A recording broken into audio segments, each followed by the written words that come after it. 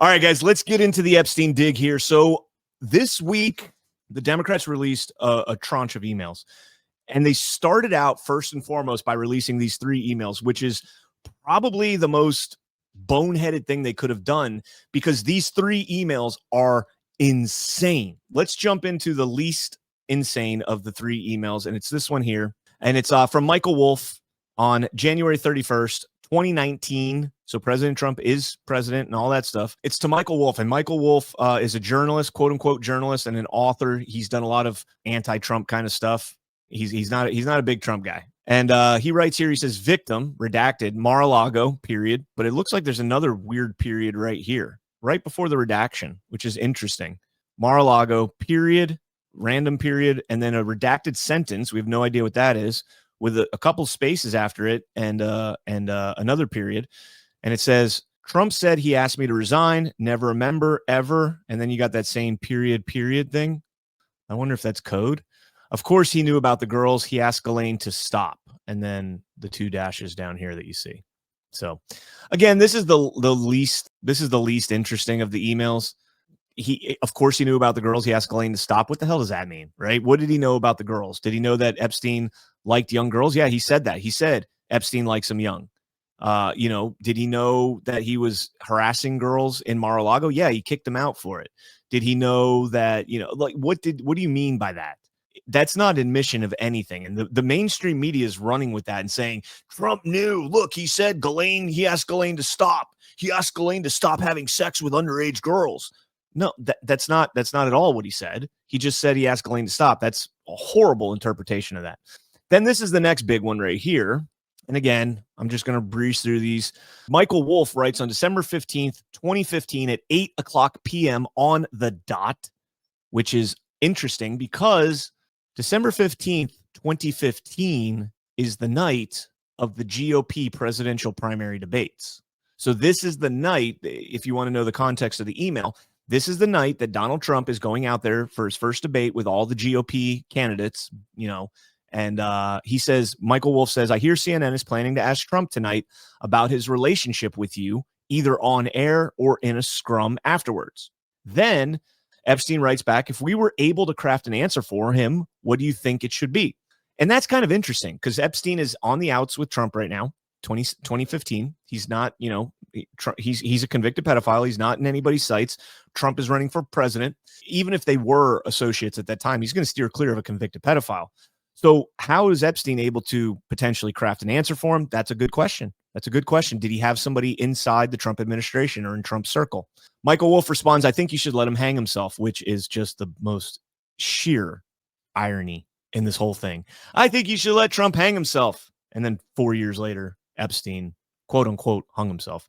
If he says he hasn't been on the plane or to the House, then that gives you a valuable PR and political currency. You can hang him in a way that potentially generates a positive benefit for you. Or if it really looks like he could win, you could save him, generating a debt. Of course, it is possible that when asked, he'll say Jeffrey's a great guy and got a raw deal and a victim of political correctness, which will be outlawed in the Trump regime. So this is flat out Michael Wolff, basically telling Jeffrey Epstein, hey, you can bribe, blackmail, coerce, however dirty of a word you want to use in describing this. That's what they're talking about right here. They are colluding to be able to turn the screws on a potential president of the United States. So take that for what it is. And it's not lost on me that Michael Wolff is the other 2 people mentioned in this email. I think for the next one, I want to cover other emails first, and this will lay the context and the groundwork here. So this is another email written on March 4th, 2011 to Ghislaine Maxwell from Jeffrey Epstein, and it is a forwarded message from the Duke, which is Prince Andrew. And Prince Andrew writes, hey there, what's all this? I don't know anything about this. You must say so, please. This has nothing to do with me. I can't take any more of this. Now, here's the context of this. Prince Andrew was found out in about 2010, I believe, that he was an associate of Epstein and that he was involved in Epstein's world. Okay. This here is an article from Town and Country in 2011. And it says in March of 2011, Prince Andrew's ex-wife, Sarah Ferguson, admitted that Epstein paid her 15,000 pounds to her former personal assistant, Johnny O'Sullivan. O'Sullivan claimed 78,000 pounds in unpaid wages and other bills. So around this time in March of 2011, things got really spicy for Prince Andrew, for the Duke. So now let's look at it in this context. Let's look at this email. And this is why the mainstream media is just a worthless, feckless institution that doesn't actually do the job they're supposed to do. And so people like me, people like you guys out there, people like the Anon community who gets excoriated in the mainstream media, this is what we do. We go layers deep. It was March 4th. The subject was Ghislaine Maxwell. It was from Ghislaine Maxwell to Jeffrey Epstein. Originally, it was from the Duke to Maxwell. Okay, so that is important that it's Maxwell sending it to Epstein, forwarding her conversation with the Duke. Okay, so Maxwell sends a letter to Epstein on April 2nd of 2011. So this is almost a month after. This is in response to an email that Epstein sent to Maxwell saying, I want you to realize that that dog that hasn't barked is Trump. Redacted victim spent hours at my house with him. He has never once been mentioned. Police chief, etc. I'm 75% there. To which Maxwell responds, I have been thinking about that. The dog that hasn't barked is a reference to Sherlock Holmes, The Adventures of Silver Blaze. And in that story, it's one of the most popular Sherlock Holmes stories. In that story, a man steals a prized racehorse, and Sherlock Holmes deduces a significant piece or uncovers a significant piece of evidence and deduces that the fact that the guard dog at the stable didn't bark means that the dog knew the accomplice, the assailant, excuse me, knew the perpetrator. There you go. And they determined it was the horse's trainer. The horse ended up killing the trainer when he tried to, in self-defense, the horse killed the trainer. But that's the key piece of evidence there was that the dog didn't bark at the person. And the guard dog did not alert anybody that somebody was an intruder. And so when you look at it in this context, it's interesting. Now keep that in your mind because I'm going to explain. Victim spent hours at my house with him. Well, if you look at the Daily Mail, 2011, they didn't redact it. Virginia's unredacted in there. And so they're talking about Virginia Giuffre. And that changes everything, that we now know who the victim is. And the reason that changes everything is not just because of Virginia Giuffre's testimony. The other big thing about Virginia Giuffre being named here is this is in 2011. Giuffre was out of the Epstein world in 2002, 2003. She was working at Mar-a-Lago in 2000, 2001, and I think she got poached in 2001 by Epstein to work for him. So Epstein and Maxwell are going back a decade to talk about this. This isn't like something that just happened. When it's victim redacted, you're thinking, oh, Trump was just with this girl for hours, or this is after he was arrested. So maybe Trump is, maybe they're trying to imply that it was Trump post Jeffrey Epstein conviction, or maybe just before he went in, who knows? But the fact that this was over a decade ago is very interesting because it's right after Prince Andrew. This new information about Epstein paying 15,000 pounds gets leaked by Sarah Ferguson, and Epstein and Prince Andrew's pissed. You don't want British royalty pissed off at you, especially when your dad is a former MI6 Mossad agent. Just ask Jimmy Savile. And then what happens? These two huddle up. They're brainstorming past. They're running everything that's ever happened in this operation. They're running it through their head to try and figure out how this information got out. Where were they careless? Where did they let somebody in through the cracks that should not have been in their organization, in their network? And this is where Epstein says, I want you to realize that that dog that hasn't barked is Trump, meaning the intruder, Adventures of Silver Blaze, the intruder that made it into our network without anybody realizing it. The dog doesn't bark at him because we know him. It was Trump.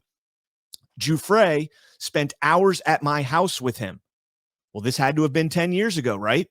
So 10 years ago, Epstein's playing in his mind. Trump was with Giuffre at my house for hours with him.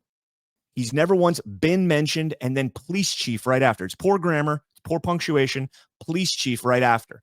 And so what I'm thinking here, so Giuffre was 10 years ago. I said that was the important part that a lot of people are overlooking when they talk about Giuffre, because everybody wants to focus on her book and her sworn testimony.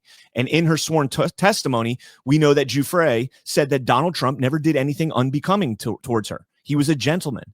He never even flirted with her. She corrected the record on that. They tried to get that one in there, slip it in there that Trump flirted with you, right? No, Trump did not flirt with me. He was a gentleman. He was a good guy. In fact, I showed this, and I hat tip to Eli. I see Eli in the chat listening. I talked about this on Stuck in the Middle last night. She voted for Trump. She supported Trump's candidacy in 2020 on X publicly. Well, Twitter back then, on X publicly. So when he says here he has never once been mentioned by the police chief, I think he's the informant. And I think they're realizing that he's the guy that nobody in law enforcement really pointed out. He's the guy that kind of went unscathed through all this. And then victim spent hours in his house with him. Here's the other big takeaway that not a lot of people caught on. Again, everybody was focusing on Virginia Giuffre and the fact that she never claimed to have slept with Donald Trump, right? Here's the other big thing that nobody thinks about. Have you ever been in Donald Trump and Jeffrey Epstein's presence with one another? No. So let's go back to the email. Virginia spent hours at my house, meaning Epstein's house, with him, meaning Trump, the dog that hasn't barked. Epstein was not there.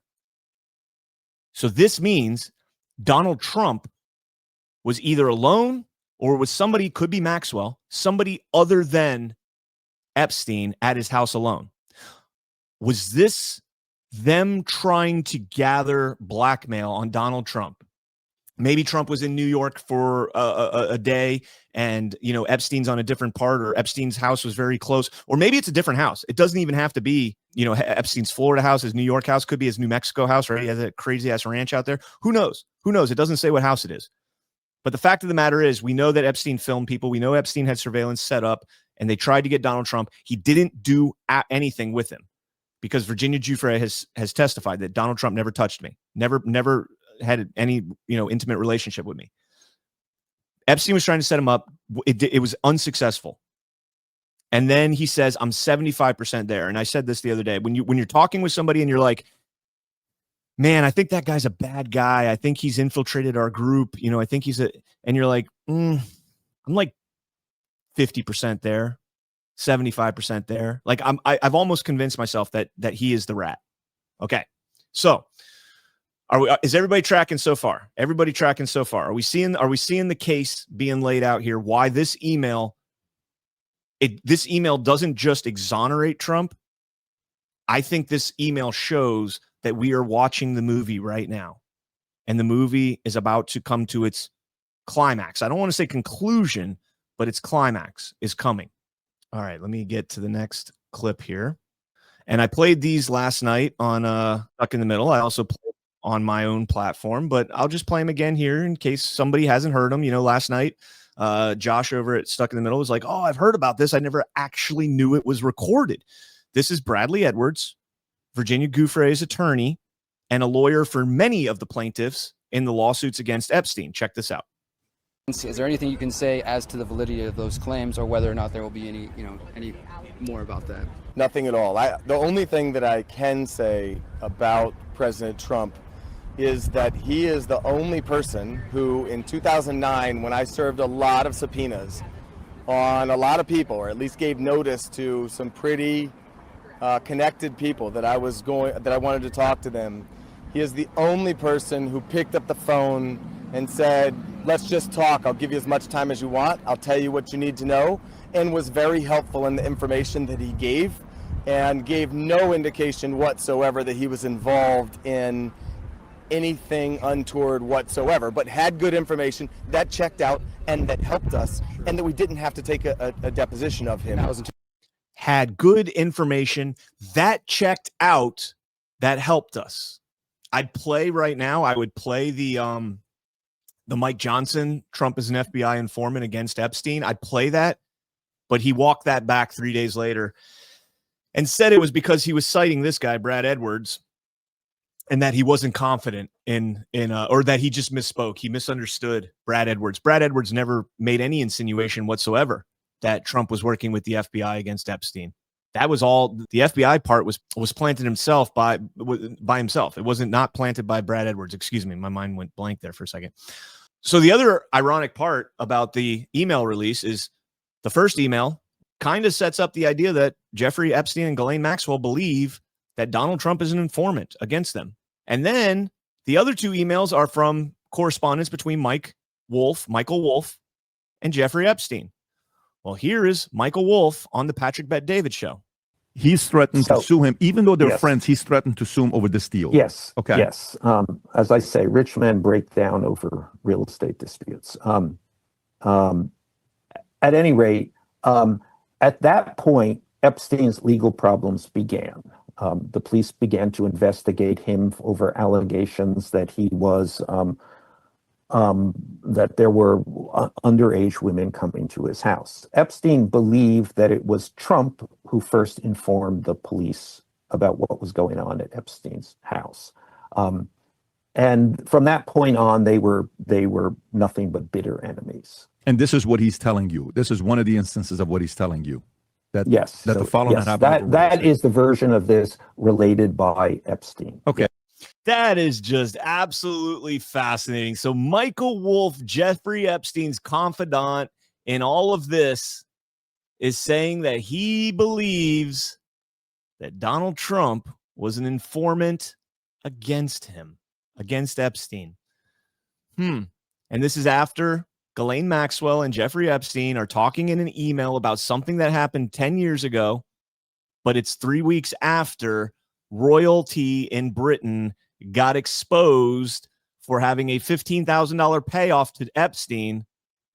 All of this is coming out at this time? Come on, guys.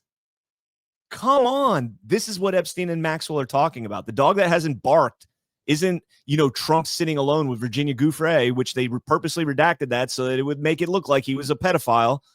No, Trump was the fucking informant, you morons. Why do you think Trump is so avidly against the Epstein story coming out right now? Because you can't put the evidence out right now. You'll muddy the waters. You'll get it thrown out against all these other people who are going to have this story swaying judgment when there's emails being released publicly and people are already having their integrity tarnished in the court of public opinion before they make it into a courtroom. You keep this shelled up and boom, you hit it all at once and you keep everything under wraps so you can't taint a jury. Trump is a mastermind. He's been doing this for 40 years. What? Yes. President Trump has been an FBI informant for 40 years. No. Yes.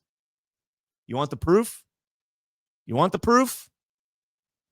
I'll give you the proof. And I must say, this is not my work. Hat tip to, I know Kyle, former colleague of mine over at Badlands, has covered this.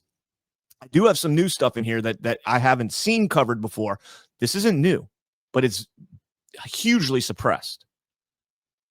President Trump has been a confidential human source for the FBI for over 4 decades. Check this out. Washington Post, 2016, September, before he was the Republican nominee. Trump's ties to an informant and FBI agent reveal his mode of operation.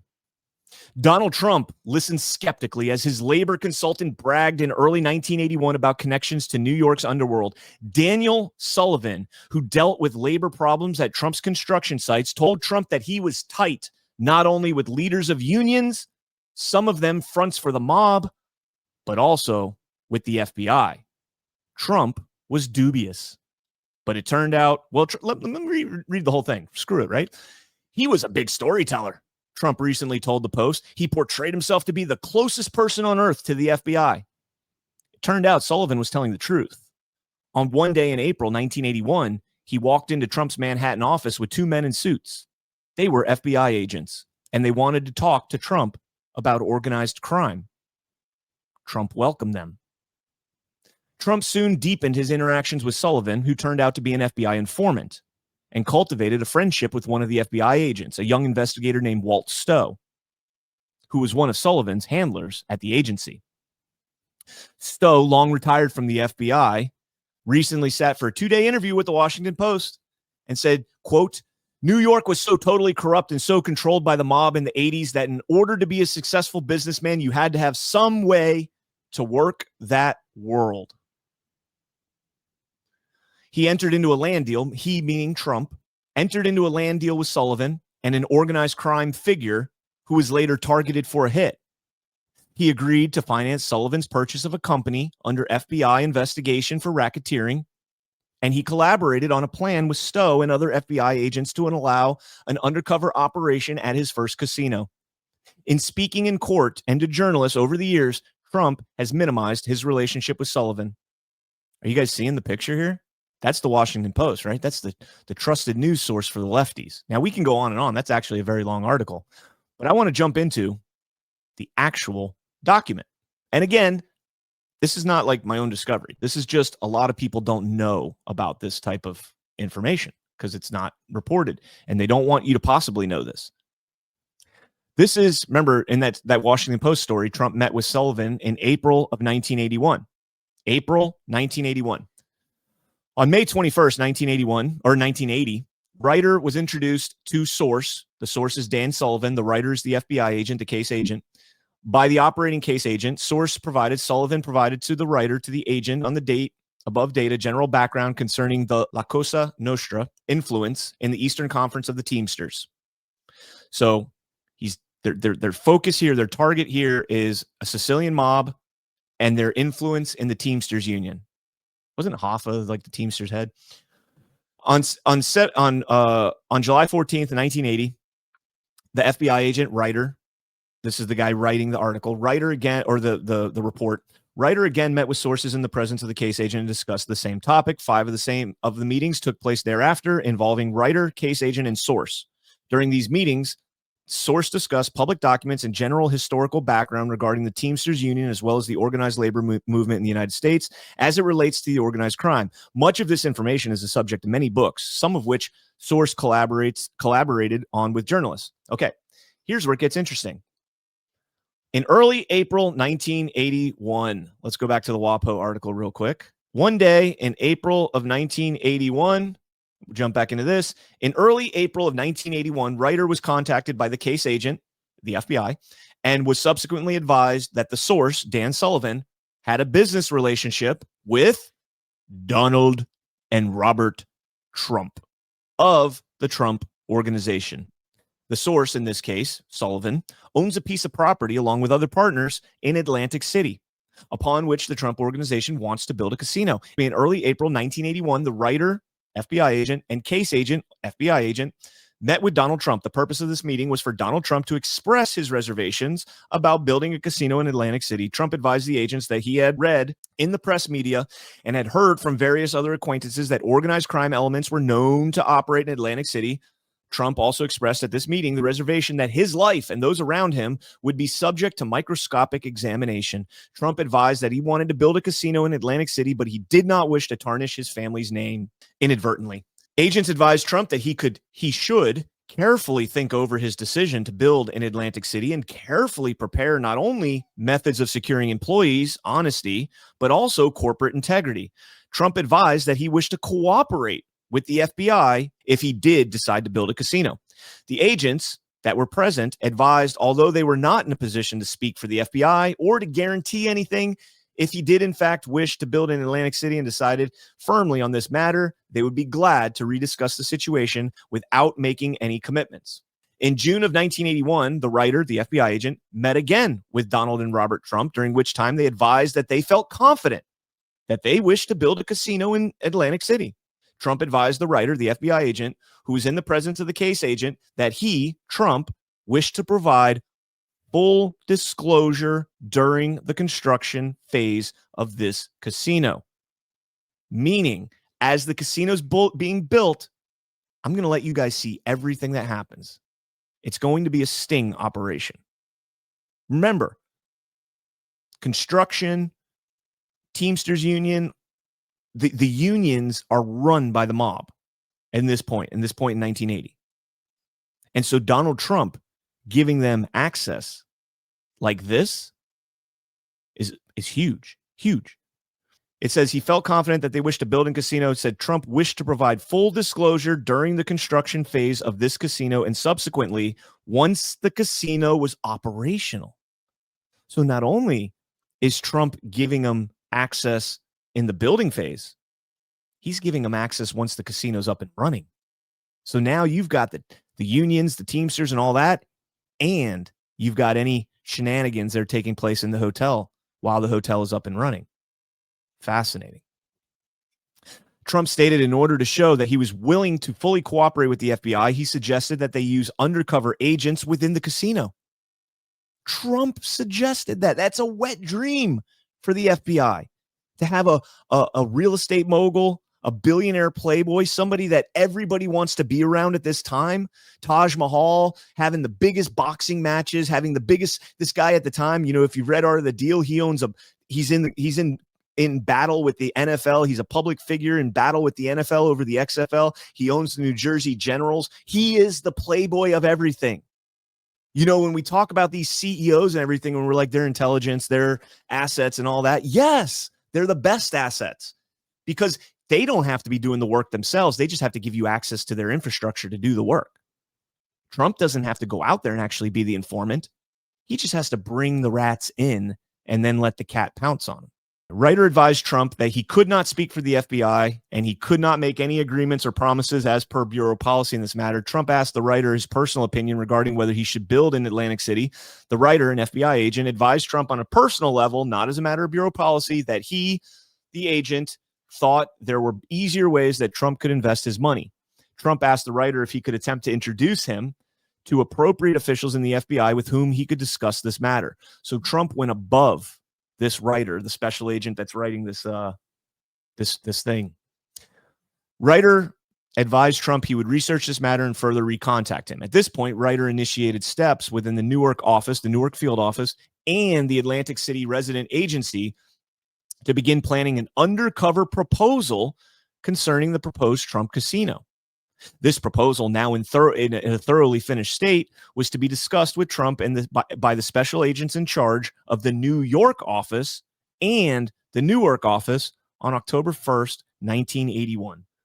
So in 6 months, they've got the ball rolling on this. I'm going to go back and read Art of the Deal, the chapters on Atlantic City, knowing this, and see how he wrote about it. See how President Trump wrote about it.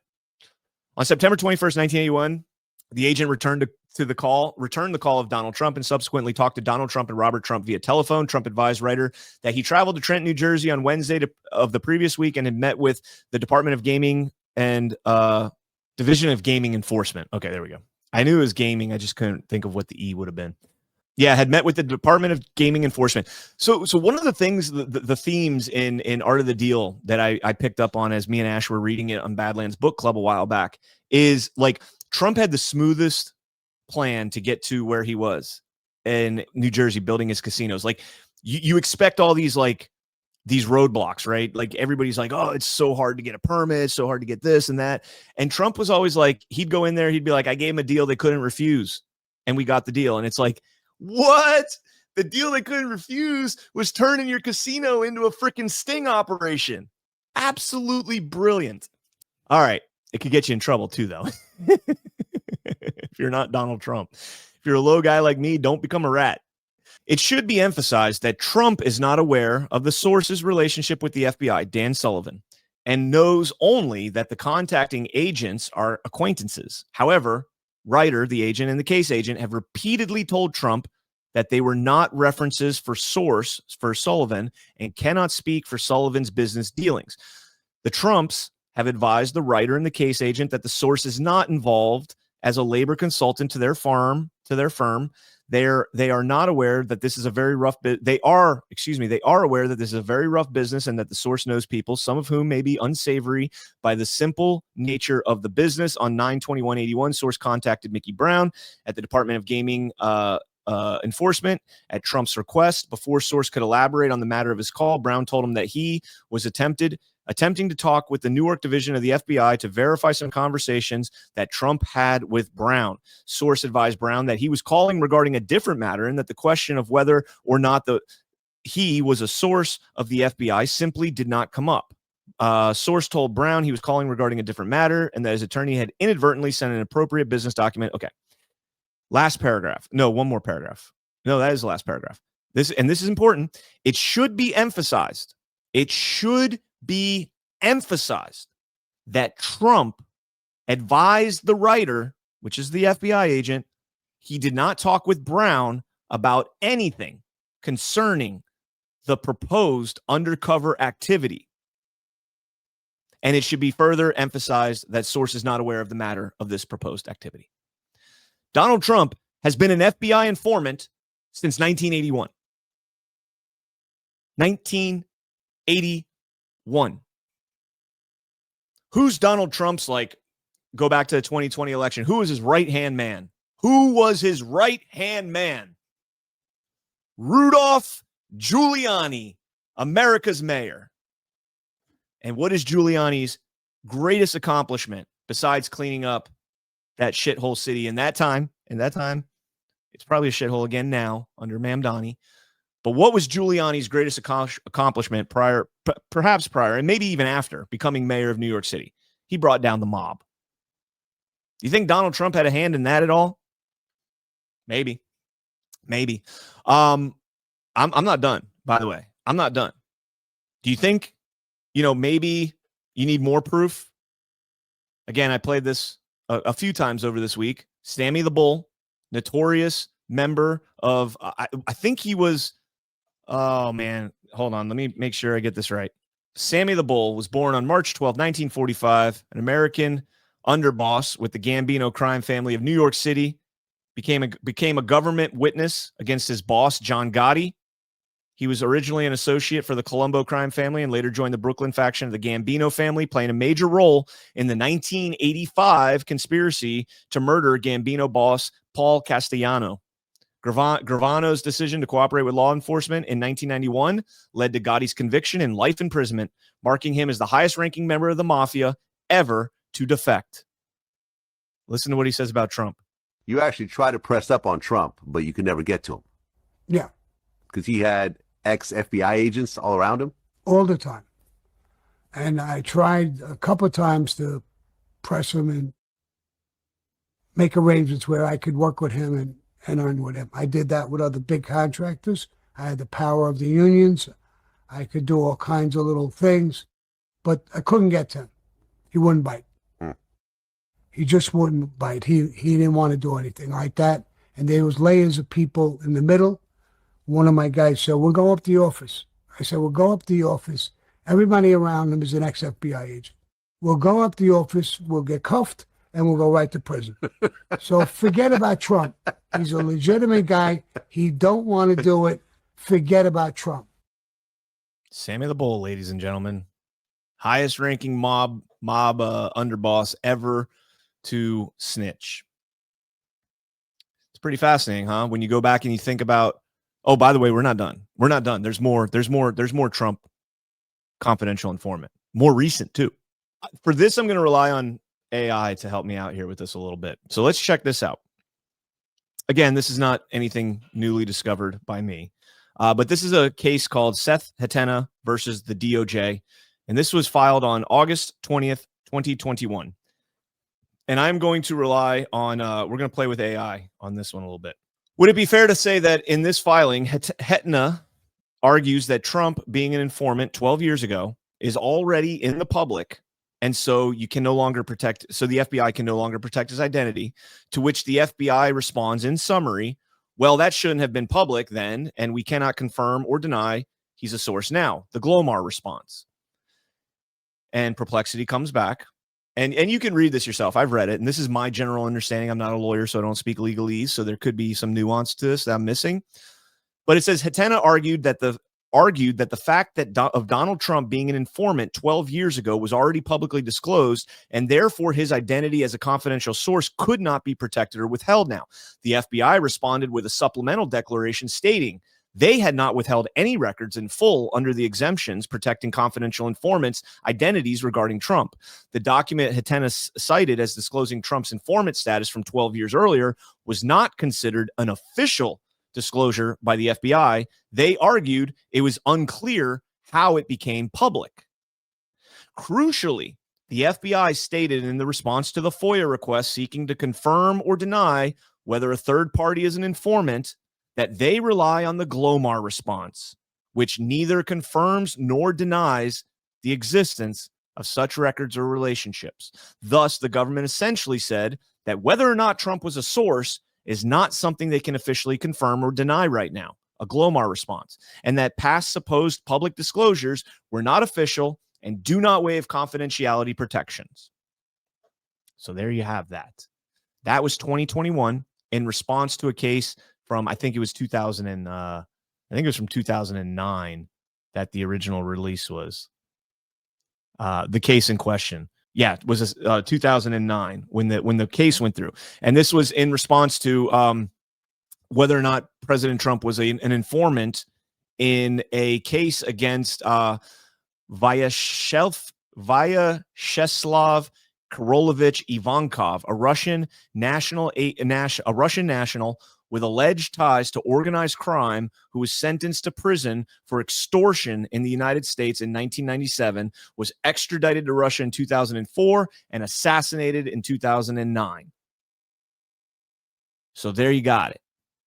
2 cases, 1981, surrounded by FBI as they're building his casino empire with him. He's Taj Mahal is wired, folks. Taj Mahal, wire in every corner. Casinos are the best because the wiring is already in place because they have it for their own security. So the casino is the best place to have, an operation like this because everything in a casino is monitored. Everything. So just real quick, can I go on a tangent here? Because I thought this was fascinating because I researched into the Glomar a little bit, and the actual, like, what a Glomar response, like where it came from is fascinating. And I found a cool website, but it was very long and I wanted to keep it short for the show. Can you summarize Project Jennifer and how a Glomar response came about? Listen to this. So this is a little sidebar here. When you see, I can neither confirm nor deny that so-and-so worked for so-and-so, this is where it came from. This is the origin.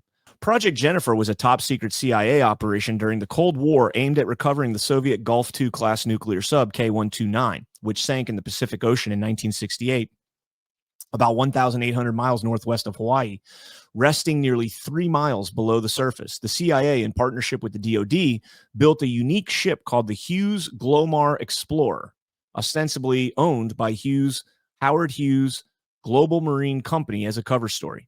The ship was designed with a submersible claw to retrieve the submarine from the deep ocean floor. The project took about 6 years and cost over $200 million. In 1974, the Glomar Explorer located and attempted to raise the submarine, but the hull broke apart during recovery and only a portion was salvaged, including some nuclear missiles, torpedoes, and Soviet sailors' bodies. The term Glomar response, or Glomarization, originated from a FOIA request by a journalist, Harriet Ann Felipe Ryan, seeking records related to CIA attempts to suppress media stories about Project Jennifer. The CIA responded with now famous neither confirm nor deny answer, refusing to acknowledge the existence or non-existence of such records because confirmation would acknowledge classified information. This became a precedent and coined the term Glomar response, which agents use to protect sensitive information. So there you go. Pretty fascinating. But what's even more fascinating is that the FBI used a Glomar response to protect Donald Trump's identity in Hetna versus the DOJ, because Donald Trump has been a confidential informant. He's been a rat.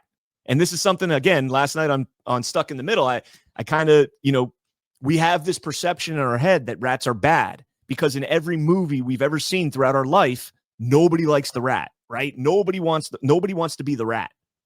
The rat is always the bad guy. But in reality, if you're looking from the police officer's perspective, the rat is the good guy. And they always portray the rat as like some sleazeball, homeless guy, or some, drug addict. And sure, there's tons of CIs that are drug addicts and everything else. But like Alpha said on Tuesday on our show, when we went down the idea of Trump being an informant, and we didn't go this deep, informants have value. They have values that are assigned to them based on their performance, their track record.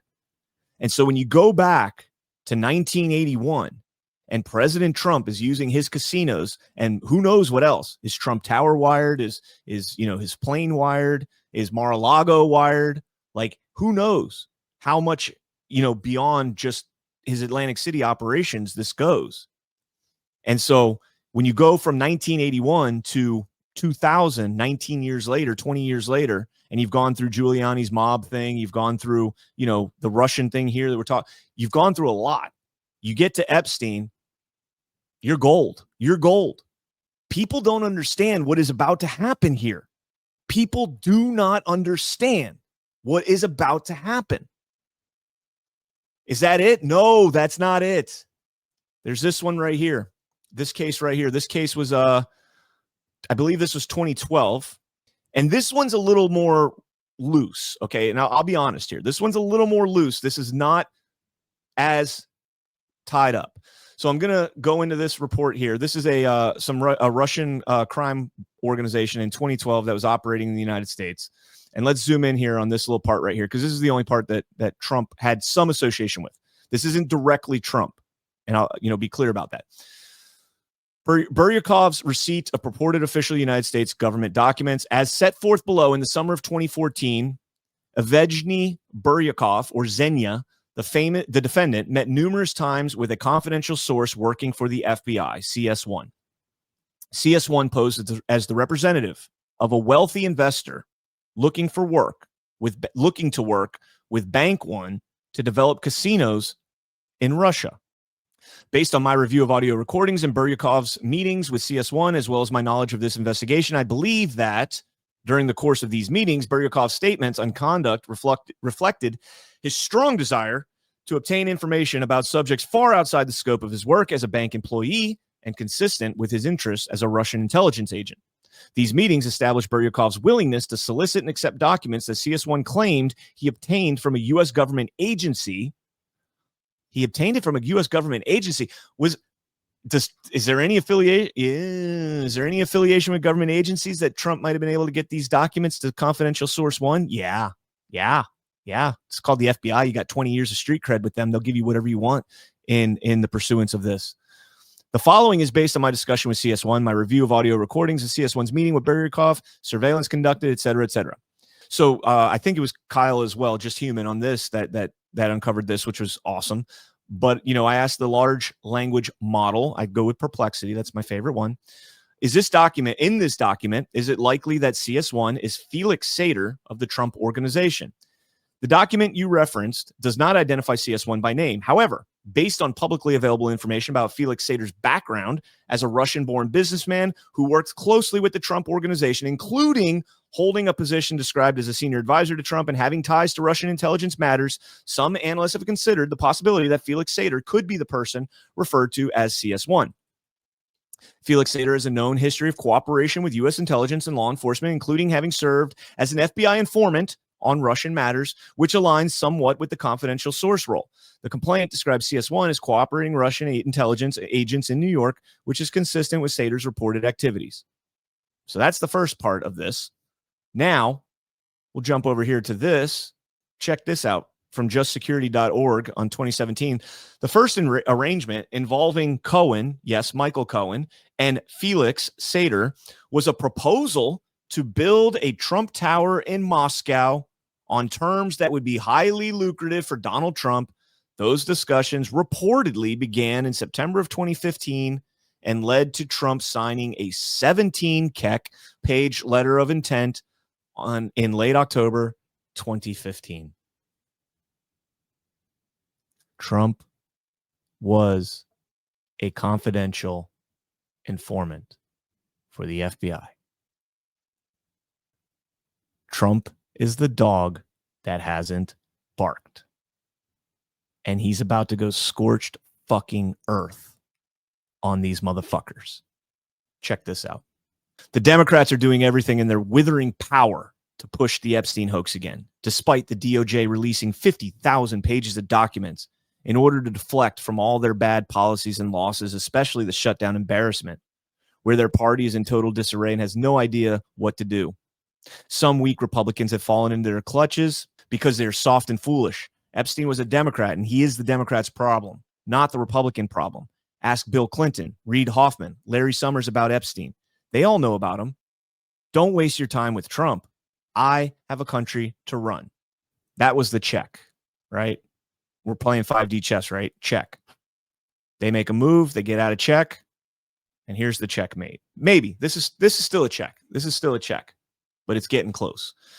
Now that the Democrats are using the Epstein hoax involving Democrats, not Republicans, to try and deflect from their disastrous shutdown and all of their failures, I will be asking Attorney General Pam Bondi and the DOJ, together with our great partners at the FBI, great patriots at the FBI, to investigate Jeffrey Epstein's involvement and relationship with Bill Clinton, Larry Summers, Reid Hoffman, JP Morgan Chase, and many other people and institutions to determine what was going on with them and him. This is another Russia scam with all arrows pointing to the Democrats.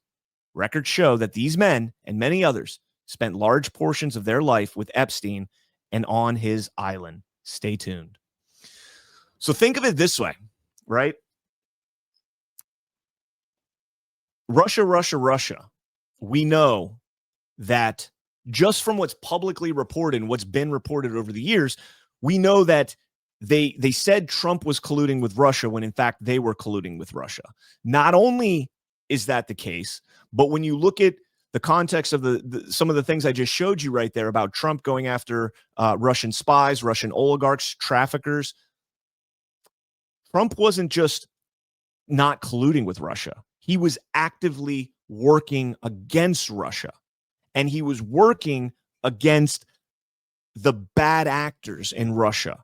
Right? The people that we despise from our own bureaucratic agencies, intelligence agencies that go over and do nefarious things in other countries, he was actively working against those assets as an FBI informant. Now, this is like part two of all that. Trump is actively and has been actively working against Jeffrey Epstein and against all of Epstein's network. And this doesn't just include the names that we know, the high dollar names that were participating in the pedophilia. Hopefully, we're able to figure out who was handling Jeffrey Epstein and put this shit to bed once and for all. You want a battle of the deep state? This is it right here. This is it. This is a culmination of everything. Everything is going to be lumped up into this. This is Rudy Giuliani taking down the mob in New York. Donald Trump says, hold my beer. I'm going to take down the mob in the United States. This is fucking awesome, guys. If you don't see the writing on the wall with this, I don't know what to tell you, man. There is a little bit more, and this is the last thing, and this is something else that I blew Alpha's mind with, and I think I blew Eli and Josh's mind with this last night as well. But check this out. This is another email that was written a while ago.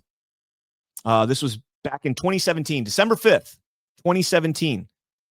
Where's President Trump on December 5th, 2017? In that time frame, not that specific day. He's the president of the United States. Okay, keep that in mind as we go through this. This guy writes, a redacted guy. I don't know if it's a guy. It could be a girl. Can we have dinner in Geneva on the 8th? I will be there on the 7th and 8th of December, and then I'm going back to Kuwait on the 9th. So I don't know if this person is Kuwaiti or what. Epstein responds, at the moment I was flying to Paris on the 8th. I can leave earlier and get to Paris by 8:30 if you'd like to meet me there. Geneva is difficult to fly out of at night, or lunch Saturday in Paris. And then there's maybe an email missing here because the guy writes back question mark. And then Epstein writes, of courses. And then the guy writes back, you are welcome at my house always and more private. So I'm not sure what happened there. There's like an email missing from there, I think. I think there's an email missing from there. The redacted name responds is very well. Just send me the address again and the code to get in the door so I can get to the second floor, ?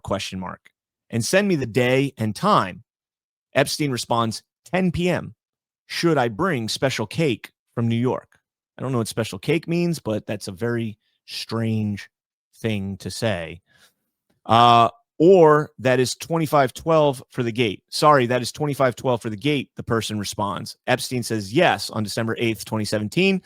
Then at 8:37 p.m. on December 8th, the person writes, I am at the door, but I will wait for my time. I do not want to come early to find Trump in your house. Laughing emoji, laughing emoji.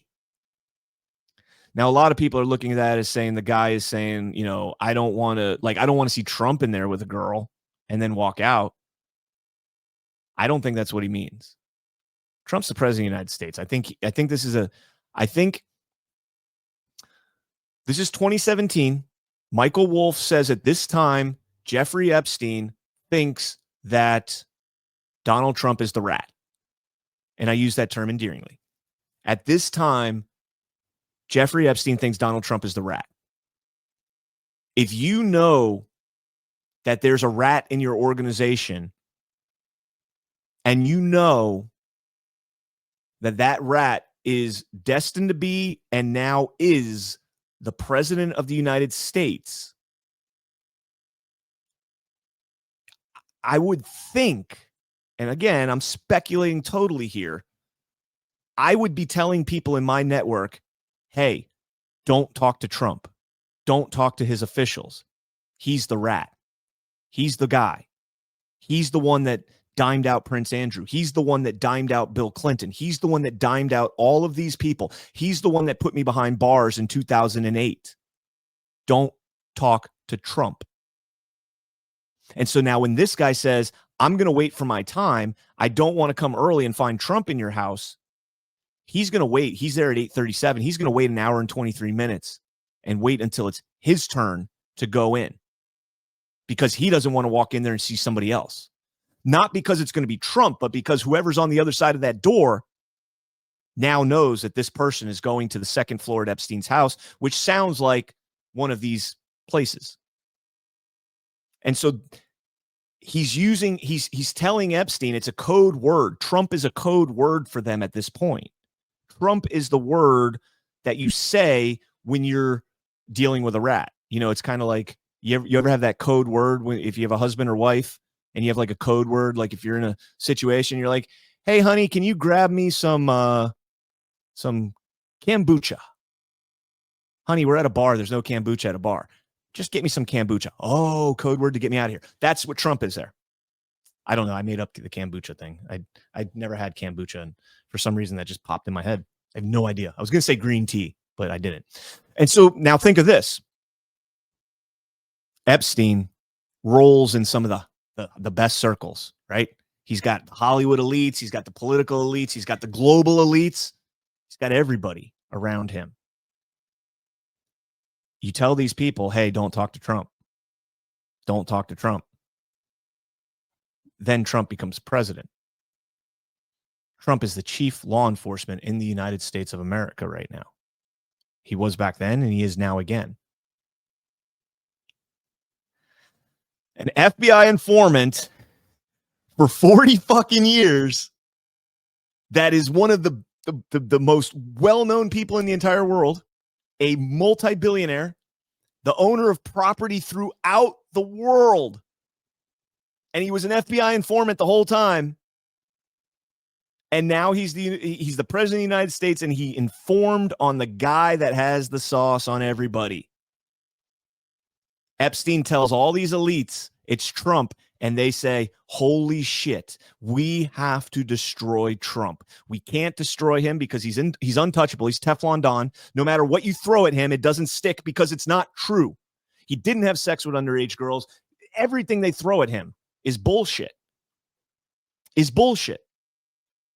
And so they just run his name through the mud.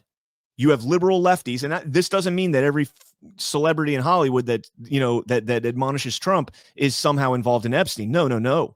If you're in Hollywood, and Chris Paul has talked about this, you toe the line. If so-and-so is leading this production company and they say do this, you're doing that.